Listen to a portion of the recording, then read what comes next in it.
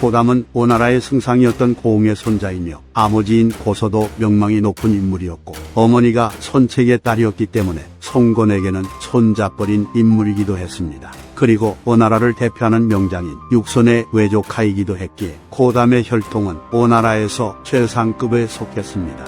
건한 26년 송건의 장남인 손등이 태자로 즉위하게 되었기에 송건은 덕행과 학문이 뛰어난 선비들을 가려 선발한 뒤 훗날 자신의 뒤를 이을 손등을 보좌할 측근으로 삼으려 합니다. 그리하여 고담이 약간의 나이에 제갈근의 아들 제갈각, 장서의 막내 아들인 장휴, 장군 진무의 서자인 진표 등과 함께 발탁되어 손등을 보좌하게 됩니다. 그래서 이들은 항상 손등과 함께 시경과 서경을 공부했고 사냥도 같이 다니며 친구처럼 지냈다고 합니다. 황룡 원년 송건은 존호를 징해 황제의 자리에 올랐고 이에 손등도 황태자의 자리에 올랐으며 제갈각은 좌모도위에, 장휴는 우필도위에, 고담은 고정도위에, 진표는 익정도위에 임명되었는데 이들 4명은 사우라 불리었다고 합니다. 오서에 따르면 고담은 본성이 고상하고 충직하였고 의민이 없고 이성적이었으며 출신인 만큼 많은 사람들의 기대를 받았다고 합니다. 물론 송건도 그들 중 한 명이었는데 고담은 충분히 능력이 있었기에 송건은 고담의 재능을 살펴 매우 융숭한 대접을 해주었고 여러 차례 상도 주었으며 이처럼 그를 특별하게 대했다고 합니다. 고담이 처음 관부에 들어오게 되었을 때 그는 상소를 올려서 여러 일들을 진술했는데 송건은 식사를 하던 도중 고담이 올린 상소의 내용을 듣고는 먹기를 멈춘 뒤 그를 칭찬하며 매우 좋아했다고 합니다. 고담은 늘 관아의 장부나 문서를 살필 때마다 일찍이 상가지에 손을 대지 않고 손가락을 꼽아 수를 세거나 마음속으로 계산하여 잘못된 부분을 모두 밝혀냈기에 하급 관리들은 이러한 모습을 보고는 모두 고담에게 복종했다고 합니다.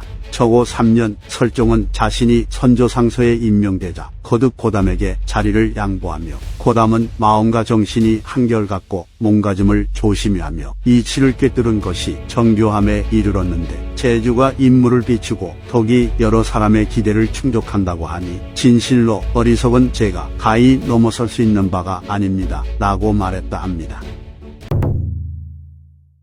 고담은 설종의 뒤를 이어 선조상서의 자리에 올랐고 할아버지인 고흥이 죽은 뒤에는 태상에 임명되었으며 고흥이 맡고 있던 상서의 일도 다스리게 됩니다. 이때 당시 본래 태자였던 손등이 병으로 죽어 송건의 삼남인 손아가 태자에 임명된 상태였는데 사남인 노왕 손패가 깊고 높은 은총을 받음이 태자였던 손아와 동일했기 때문에 고담은 상소를 올려 신이 듣기로 나라를 다스리는 자는 반드시 적자와 서자의 차이를 명백히 해야 하고 신분에 따라 예법을 다르게 해야 하며 높고 낮음의 구분을 하여 서로 간의 지위를 아득히 몰게 해야 하니 이렇게 하면 곧바로 권력의 은혜가 생겨날 것이고 분수에 넘치는 야심으로 기회를 노리고 엿보는 것이 끊어질 것입니다. 과거에 한 문제가 신부인을 황후와 함께 동석시키자 원앙이 신부인을 자리에서 물러나게 했고 이에 한 문제는 성이 난 얼굴빛을 띄었습니다. 그러자 원앙은 상하의 법도를 구분해야 한다고 하며 인체 사건을 경계해야 한다고 진언하니 한 문제는 이윽고 기뻐하였고 신부인 또한 깨달음을 얻었습니다. 지금 신이 진언하는 바는 편향된 것이 아니라 진실로 태자를 안정케 하고 노왕을 편안케 하는 데 있습니다 라고 송건에게 간언을 합니다. 그리고 이 발언으로 인해 고담과 손패의 사이는 틀어지게 됩니다.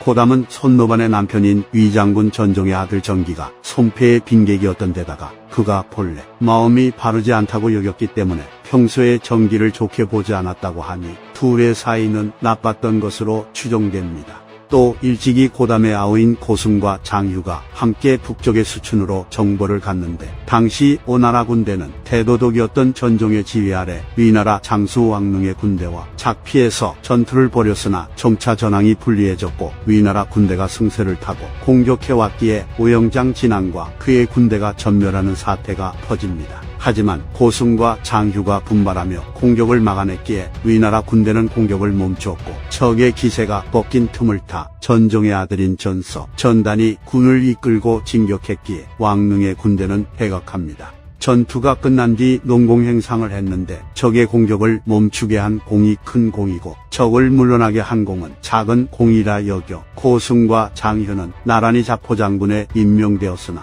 전서와 전단은 편장군과 비장군에 임명되는 것으로 그칩니다. 그래서 전종과 전기부자는 점점 원한을 품어 고담을 음해할 기회를 노렸다고 합니다. 오록에 따르면 전종과 전기부자는 수차례 자피의 전투를 말하며 정군 진순이 거짓말을 해 장효와 고승의 공을 늘렸고 그들이 야합을 했다고 참소를 합니다. 결국 이 일로 인해 고승과 장효는 감옥에 들어가게 되었고 고담도 연좌되어 감옥에 들어가게 되었는데 송건은 고담을 매우 아꼈기 때문에 망설이며 결단을 내리지 못했고 마침내 고담을 불러 그가 사죄를 하도록 하여 그를 풀어주려고 합니다. 그래서 대규모 회의를 열고 고담을 부른 뒤 그에게 사죄를 하면 용서해 주겠다고 했으나 고담은 자신이 아무런 죄가 없다고 생각했기 때문에 사죄를 하지 않았고 폐하 참언이 이미 흥하고 있습니다 라고 외쳤다 합니다. 강표전에 따르면 담당 관리가 송건에게 고담은 거짓말을 하고 매우 불경하게 행동했기 때문에 응당대벽에 처해야 한다고 했으나 송건은 고담이 고흥의 손자였기 때문에 법을 적용하지 않고 귀양을 보내라 명했다고 합니다. 고담은 교주로 귀양을 갔고 그곳에 있으면서 여러 책을 써내다가 귀양을 간 지 2년 뒤에 42살의 나이로 눈을 감았다고 합니다. 고담의 아우인 고승도 능력이 출중했는데 송건은 승상 고흥에게 서신을 보내 그대의 손자인 자직이 훌륭한 명성이 있고 도량이 크다는 것도 알았는데 직접 보고 나니 들은 것보다 훌륭하기에 이는 그대에게 경사스러운 일이요 라고 극찬을 했다 합니다. 그리고 고승은 문관 체질이었던 형과 달리 무관 체질이었던 것으로 보이며 그로 인해 기도위에 임명되고 우림병을 통솔하게 되었다고 합니다. 이후 고승은 오군 서부도위에 임명되어 제갈각 등과 함께 산월족을 평정하여 별도로 8,000명의 정예병을 얻었으며 앞서 언급된 자피 전투에서 세운 공으로 분이 장군에 임명되고 경하독의 자리에도 오릅니다. 하지만 전정, 전기부자의 모함으로 형 고담과 함께 교주로 귀양을 가서 37살의 나이에 눈을 감습니다. 장효는 장소의 막내 아들로 그도 고담처럼 약간의 나이에 태자 선등을 보좌하게 됩니다. 오서에 따르면 장효는 선등과 함께 공부를 했는데 특히 가르치는 능력이 뛰어났다고 하며 또 연회가 열렸을 때 주웅이 무르익으면 직접 노래를 지으며 놀았다고 하니 공부도 잘하고 놀 때도 잘 놀았던 것 같습니다. 그래서 선등은 항상 마음을 기울이며 장효를 친근하게 대했다고 하며 또한 장효의 사람됨은 사물의 이치를 통달했기에 선등은 장효를 매우 아끼며 늘 곁에 두었다고 합니다. 송건은 항상 사냥에 나서면 날이 저물어서야 비로소 돌아왔는데 장효가 상소를 올려 조심해야 한다고 간언했기에 송건은 크게 기뻐하며 장효가 올린 상소를 장소에게 보여주었다고 합니다.